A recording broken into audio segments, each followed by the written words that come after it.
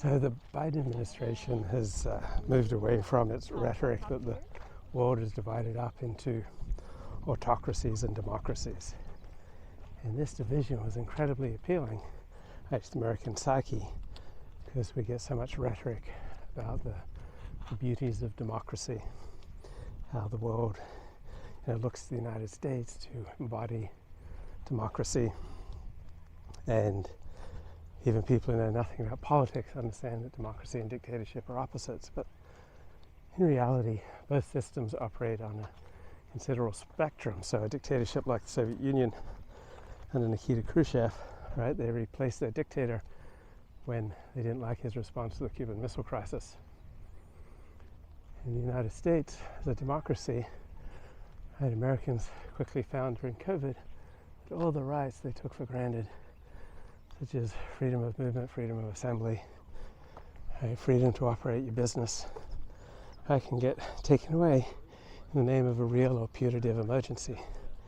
And this is a worldwide pattern. Right? All your rights can be taken away by government in the name of an emergency. So all functioning democracies contain considerable elements of dictatorship. And dictatorships also have to live in reality, where they have to face up to changing situations, where they need more support from the people. For example, Soviet Union in the Second World War, they allowed the reopening of churches. They allowed for the return of a lot of freedoms that were previously frowned upon. So Biden has stopped talking about the world being divided up into autocracies versus democracies, because there are situations for every state, no matter how free or authoritarian, where a more authoritarian or less authoritarian response is going to be more useful. Right? So in COVID, the conventional wisdom is that a unitary top-down healthcare system is more effective at dealing with threats like COVID. And the English political system, the unitary system, is devised to be able to go to war with France. We have to defeat France.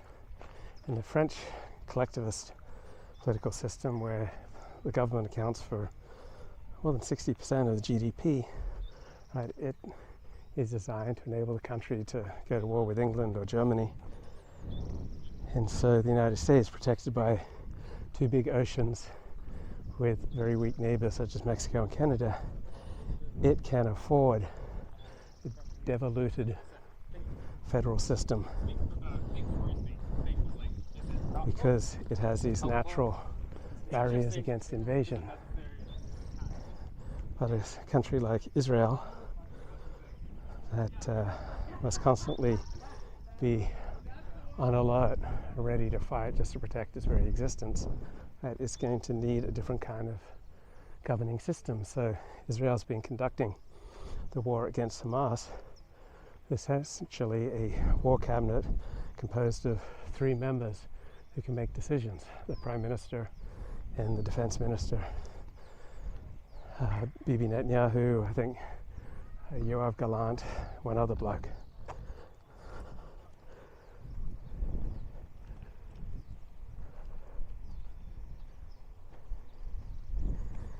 And another great point in this new foreign policy article is that much of the war, the Cold War rhetoric about the new Cold War between the United States and China, is ginned up by international relations scholars for whom it's in their professional best interest to have a new Cold War. Because after the end of the previous Cold War with the Soviet Union, right, the job market for international relations scholars just plunged. There wasn't much of a demand for IR scholars, just as Dick Cheney, as Secretary of Defense, dramatically cut defense spending in 1992, like slashing the aircraft industry that was largely based in Southern California. So you had all these engineers and people who worked on the these defense assembly lines move out of Southern California, and California dramatically tipped from being evenly split effectively between Democrats and Republicans. Instead, it moved to a Democrat-dominated politics, in large part because the air defense industry significantly moved out of Southern California. So one of the most important questions to ask about the advice of pundits, intellectuals, public intellectuals, scholars who are making pronouncements about the world is, how is this in their self-interest? I remember I had a friend at UCLA who, to his eternal regret, in the 1950s he did a PhD in Scandinavian studies, because at the time that seemed like a hot area of study, with the Soviet Union threatening Europe, and he thought this would be an area of scholarship and much demand, and he regretted that he didn't go into Chinese studies. And so you hear a lot of scholars or pundits making pronouncements about things that you may not empirically see in the real world, but to the extent that they can hype a threat and hype that they have the solution to the threat, they increase their own self-importance, their own status, their own ability to make money, and their own access to attractive women. So Dennis Prager will talk about, we're living in a civil war, that we're on the path to a new Auschwitz, that there are steps in the Biden administration that resemble what happened in Nazi Germany or in the former Soviet Union. And so he sees all these hyperbolic perils that ordinary people just don't see, because he can see things that you don't see if it essentially aligns with your interests, but it's just a much more intense partisan perspective, right? People with moderate political beliefs often get excited and passionate by people with more extreme beliefs.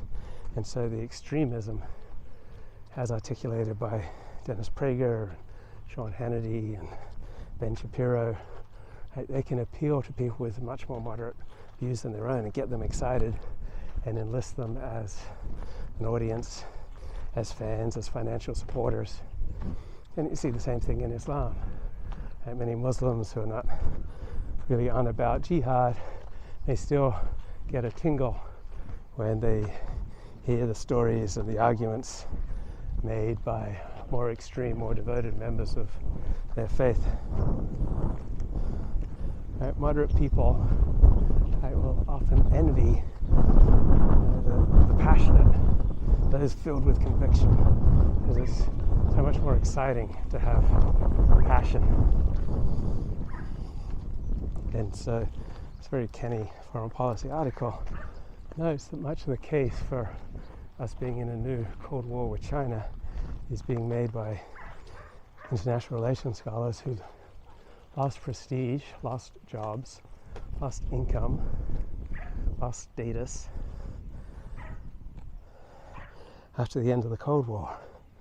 Like in 1992 to 2001, prior to 9/11, IR scholars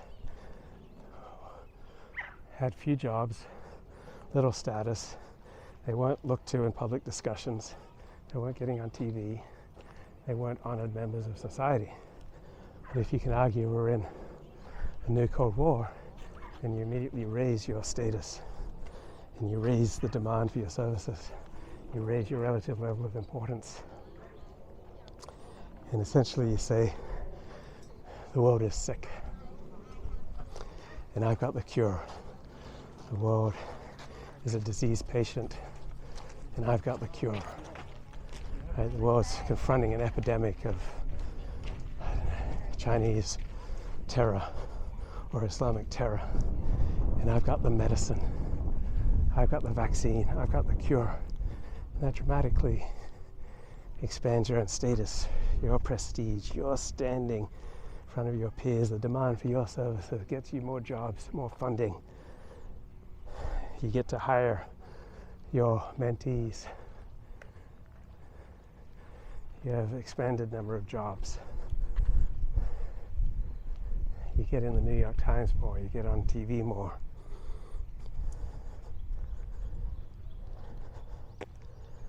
So during COVID, right, people who were hyping the threat of COVID, who were virologists or public health officials, right, they got to expand their own status and prestige, their income opportunities, their relative standing, the jobs, the funding that's available to them, their opportunity to lord it over others.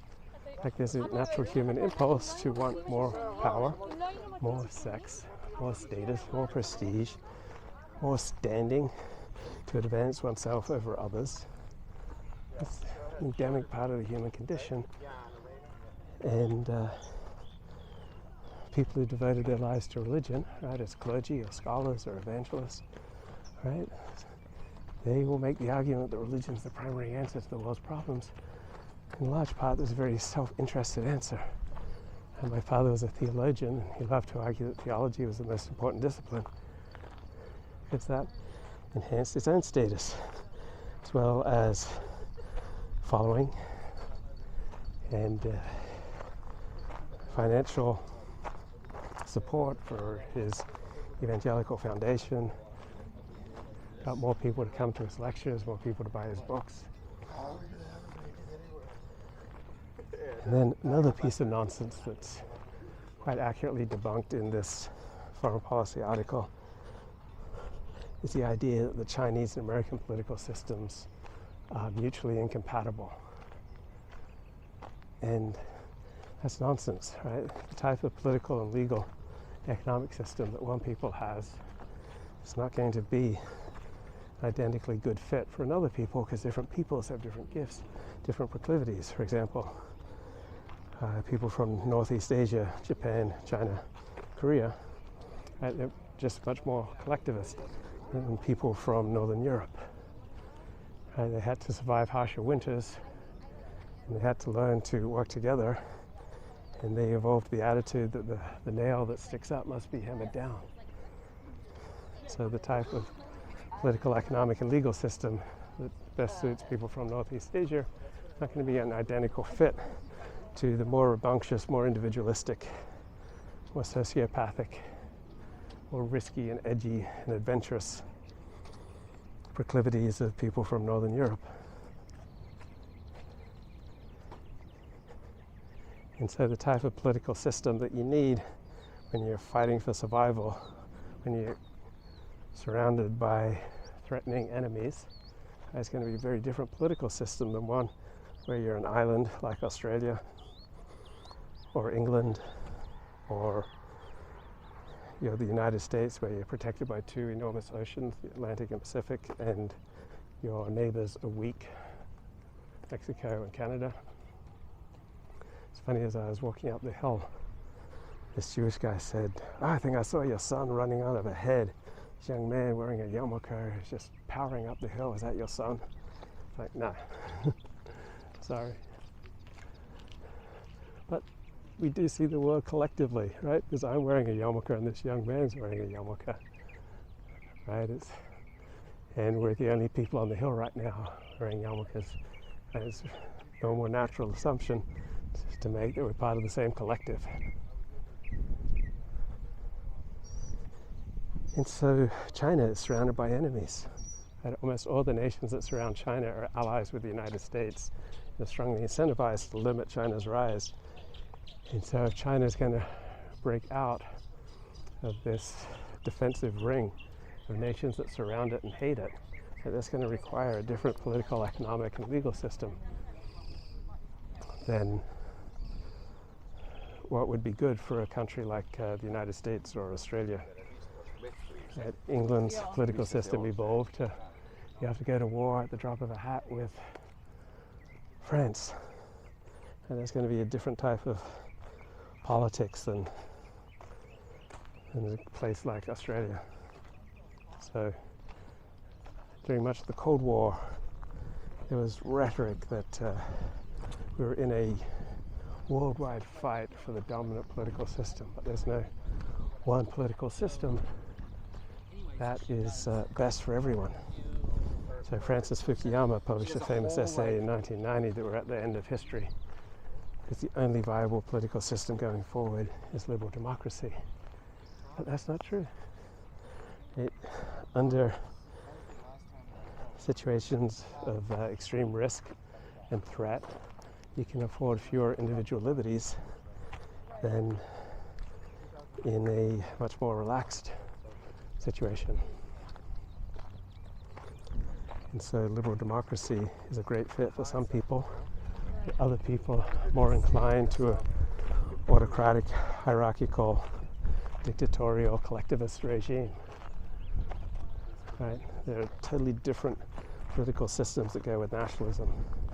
Right? The French political system's always been much more collectivist and run by elites compared to the English, American, and Australian systems. So different people with different gifts, different weaknesses, different situations, they're going to be differently suited to different politics.